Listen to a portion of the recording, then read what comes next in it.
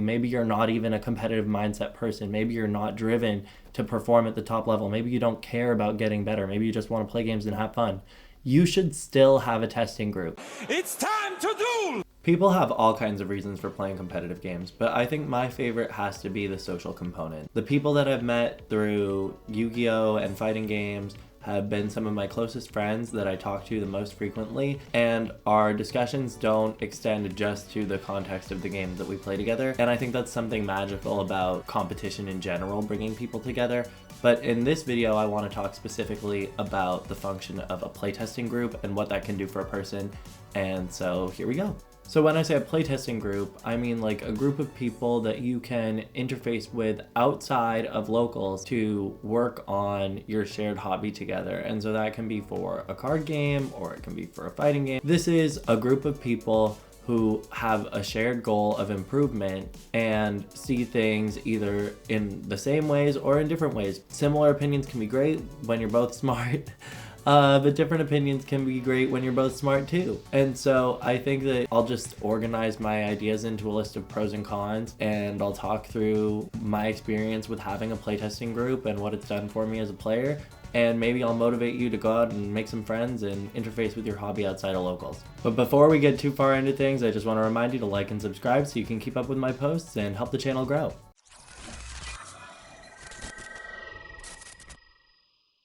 So I don't think it comes as a surprise to anyone that the best thing you can do when you're trying to get better at something is to just play more. And the first benefit that I wanted to talk about with a playtesting group is the access to consistent opportunities to play. A lot of times, I don't know about other people who live in like more populated areas who have access to more locals a week, but I get to play locals once a week if I'm lucky and I'm not judging. And so when I go, I want to play a deck that I have faith in and a deck that I have testing hours in. And the first thing the playtesting group lets me do is think about my deck construction for locals when I'm trying to make something strong. But they also give me opportunities to play things that might not get as much time on the playmat as they should, that I really do enjoy because I like Yu-Gi-Oh! And I'm going to talk a lot about in the terms of Yu-Gi-Oh! But this is for all card games like Riftbound. I'm going to bring Kaisa to locals, but there's other decks I want to play in Riftbound that aren't Kaisa, but I only get to go to locals once a week. Basically what I'm trying to say is that the group gives me access to more playtime to work through the ideas that I have, whether they're strong or fun or a little bit in between, trying to make a fun deck the best that it can be. The best time that I have to do that is when I'm testing with my group. And I'm pretty lucky. I get to meet up with my playtesting group once a week. We usually meet up on Fridays and we test into the evening and then attend locals together on Saturday. And so we get a good amount of time to flesh out our ideas and think about what we've been working on throughout the week. But we also have a Discord server that we use to talk about our ideas when we're not together in person. And I'm constantly bouncing ideas off of them and sending them links to videos, combo videos, deck profiles that I think are interesting. We'll share deck lists that have topped different events and we'll give our thoughts on them. It's a really nice way to stay immersed in your hobby outside of the context of just like your own brain and your own experience. So what is the potential downside of this aspect of consistent testing with a group? I would say probably the most relevant is like testing in a vacuum, where you get used to the tech choices and calls of the people in your playtesting group, or you get used to the lines of play that are present in the decks that they represent the most frequently, and then you stop thinking about like the bigger scheme of things and you don't really apply yourself in that way. So I think that you have to challenge this as a group by constantly exposing yourself to outside sources and watching large-scale events. Like my playtesting group constantly watches YCS playbacks and live streams of YCSs together so that we can stay informed and make claims and opinions about the plays that are being made, the deck building choices that are being made, our insights about how that's going to impact the meta, that kind of thing. I also think there's the caveat, and I kind of mentioned this earlier, of deck representation.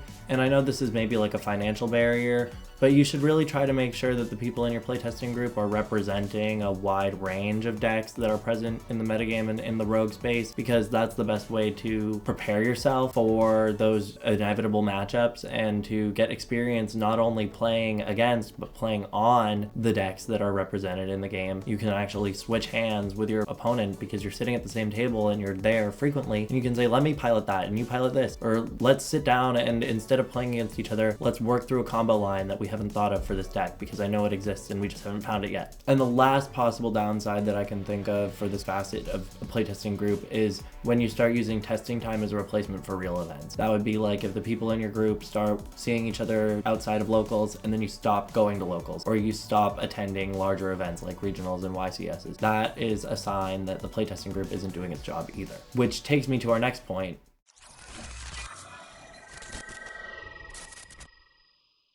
So I don't think I ever have a history of attending premiere events nearly as frequently as I do when I have a playtesting group. And I think that's because of the sense of solidarity that it provides when you have a group of people that you know personally and you've spent time testing with, and you have faith in your deck and you have faith in your companions that you're gonna go to this event and you've put in the time, so it's worth it. It's a really good feeling, and it can motivate you to take a leap of faith and go to an event that you might not be planning to go to. You can split the cost of a hotel, you can split the cost of gas. You have travel companions, you have people to check in with in between rounds that are there to support you and want you to succeed. And if you get paired up against them, it's fine, because you've been playing against them at your kitchen table for however long. And it's no harm, no foul, because when it comes down to a competitive event, if you're like-minded and you're all rooting for each other, you know that the people in your playtesting group are going to go with a competitive mindset. In wanting them to succeed, you also want yourself to succeed, so you're just going to both play your best, and that's a great feeling too. And I'll be honest, I really had to work hard to think of a downside for this aspect of a playtesting group, because solidarity is generally just a good thing to have. Supportive people in your life are generally just a good thing to have, but I guess if I had to say, the downside of solidarity would be if you guys are inflexible, right? Like if you all go to a YCS, your whole playtesting group, and you get stomped, and then you leave and you're in the car on the way home and you're like, it wasn't our fault, our decks were perfect, we don't need to think critically about this, we have each other. Like that's probably like not the kind of solidarity that you're looking for when you're improvement oriented. I mean, absolutely celebrate your victories, but don't get complacent and rest on your laurels either. Like, take a good day as a good day, take results of your training as results of your training, and look at the evidence of the success that you show. And take your failures seriously too, and reflect as a group on how you might all improve based on the feedback and information that you've gotten as you travel to these events together. And I guess the other potential downside would be like conflicts of interest. So like if you're in elimination rounds and you get paired against each other, then emotions can be high. You kind of really have to be like actually rooting for each other when you get in the car with a group of people and travel to an event. A win for anyone is a win for anyone. A win for the group is a win for the group. And honestly, that kind of neatly segues into my last point.